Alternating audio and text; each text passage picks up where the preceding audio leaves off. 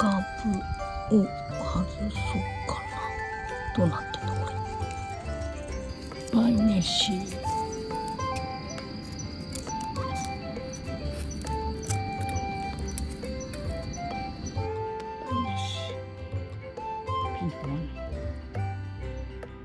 皆さんこんにちは。365日多肉生活のしょうこです。いつもご視聴いただきまして本当にありがとうございます。最近は秋晴れの日も多く、昼間は汗ばむような陽気になることもあります。それでも確実に季節は進み、最低気温は10度以下になる日も増えてきました。今年も多肉花壇の秋のお手入れをして冬を迎える準備をしていきたいと思います。この夏は例年より過酷でした。花壇を改良したことが良かったのか、ここの多肉たちはほとんど無事に過ごしました。花壇を改良した時の動画もありますので、よかったら後でご視聴ください。それでも全てが無事ということではなく、このお手入れをしている時、星になった子も発見しました。寒さに弱い子についても合わせてお話ししていきたいと思います。このチャンネルは様々な多肉のご紹介やお世話をしたり増やしたり、寄せ植え作りなどを通して多肉の魅力を一緒に楽しんでいくチャンネルです。初めてこのチャンネルをご覧になる方やチャンネル登録がまだの方は登録をお願いします。最後までよろしくお願いします。フリットアイビス。可愛くなってる。右上は植え付けをした3月の様子です。余裕がある植え方でしたが、今はぎゅうぎゅうです。すっかり土は見えなくなっています。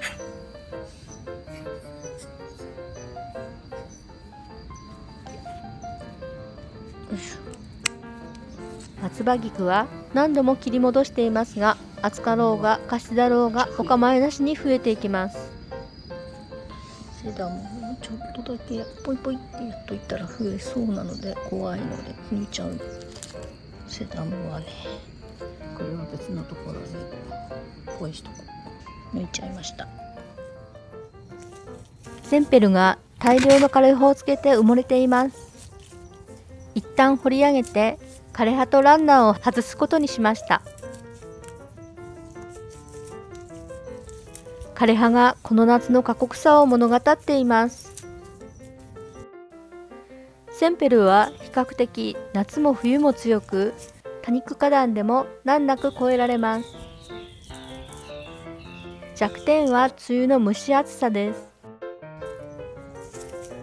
水はけが悪かったこの花壇もかなり改良され、水はけが良くなっています。夏を乗り越えて少し小さくはなりましたが、冬も花壇で元気で過ごしてくれることでしょう。長くなった根っこはある程度短くします。手でちぎっちゃっていますが、皆様はハサミで丁寧にカットしてあげてください。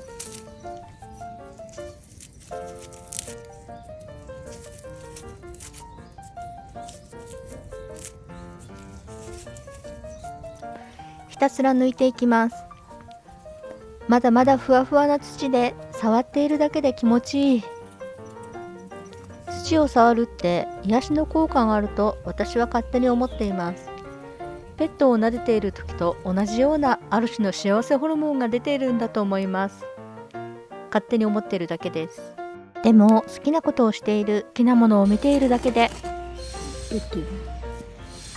好きなこと、好きなものの数だけ幸せが増えるような気がします。そういうことってないですか？皆様の時間を忘れて没頭できることってどんなことがありますか？コメント欄で教えていただけると嬉しいです。葉っぱが取れやすい子は葉ざしが成功しやすい子です。増やすチャンスプラス思考です。雑な私の言い訳ですね。後で土に刺して葉ざしにします。冬はお日様の奪い合いです。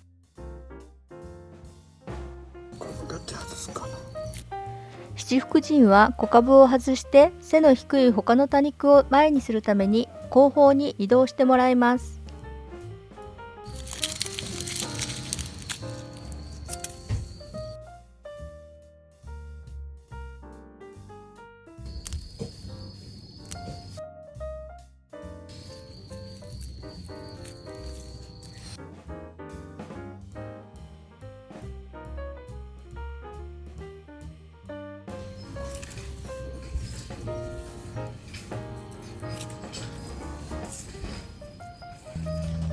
いしょ。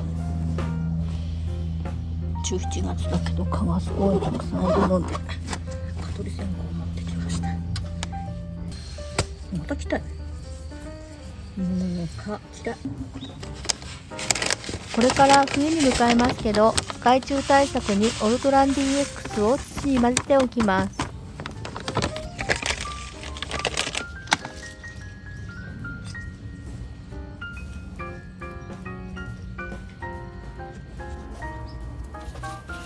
多肉植物用にブレンドした土を足します。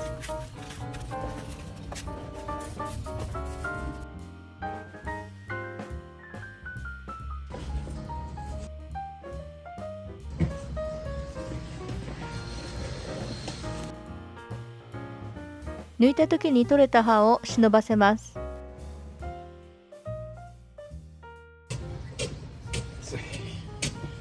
汗がダラダラ出てくる。本当の汗は嫌ですわ。青春の汗じゃない。何の汗やろ。汁。汁。名月は寒さに弱いですが、今年は花壇に残してみます。虹の玉は背が高くなるので後方に植えます。ポットやトレーにいる虹の玉たちは紅葉が始まってきています。ここの虹の玉も色づいてくる姿が楽しみです。レッドベリーは植えたつもりはないのですが、どこかから葉っぱが落ちて成長したのでしょうか。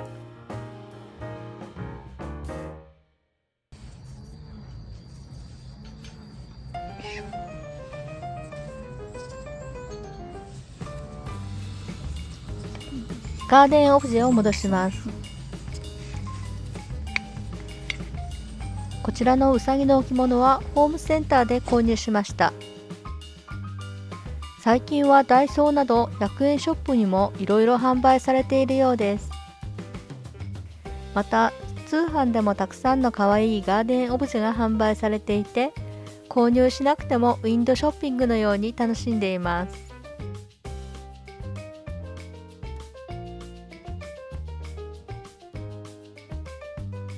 ここにもオルトラン DX と多肉植物用のブレンド土を補充します。ブレンド土に培養土が入っているので、秋のお手入れは肥料を入れません。春先に必要なら追い越えをする予定です。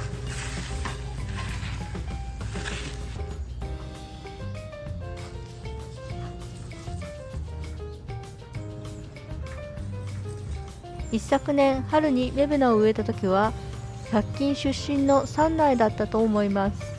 元気に育っています。少しだけゆったりと植え直したので、また増えてくれるといいですね。先ほど外した七福神の小株の一部も重植えしてみます。この子たちも大きく育ってほしいです。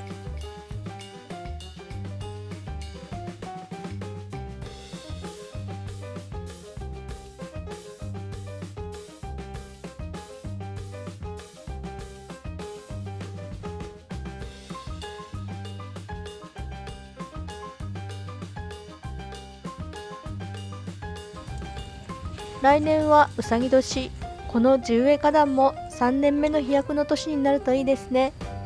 花壇の飛躍って一体。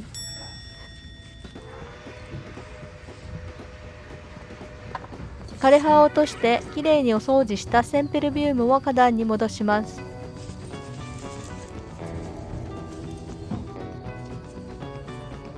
実は名札をつけていたのですが、お掃除をしている間にわからなくなりました。私あるある失敗です。花壇の子たちはセンペルミックスということにしました。増やしているトレイは別にあるのでドンマイです。トレイで育成しているセンペルビウムは少し紅葉を始めました。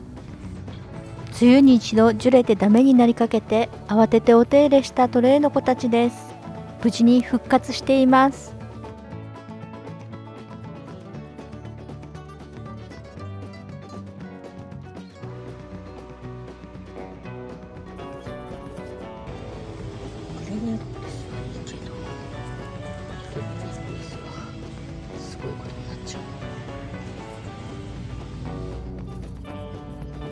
ルビーネックレスは何度か剪定をしていたのですが、繁殖力が旺盛すぎです。今回もルビネの海になっていたので、がっつりとカットしました。コメントでもいただきましたが、ツタ植物を樹営するときは注意が必要です。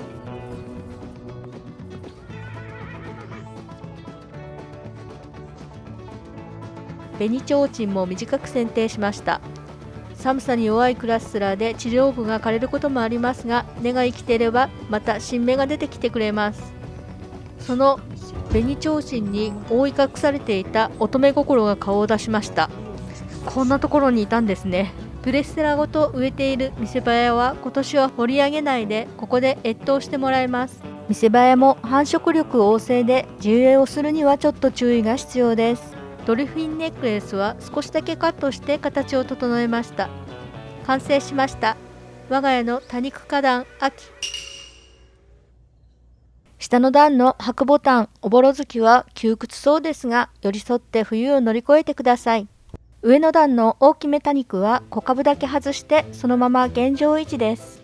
薄化粧は昨年もこの場所で越冬してくれました。寒さには比較的強いのかもしれません。花壇はまだ緑の子が多いですが、これからどんな変化を見せてくれるのでしょう。インスタグラムでも成長の様子をお伝えしていきます。そちらもフォローしていただけると嬉しいです。最後までご視聴ありがとうございます。チャンネル登録、高評価、コメントもいただけたら嬉しいです。また次の動画でお会いしましょう。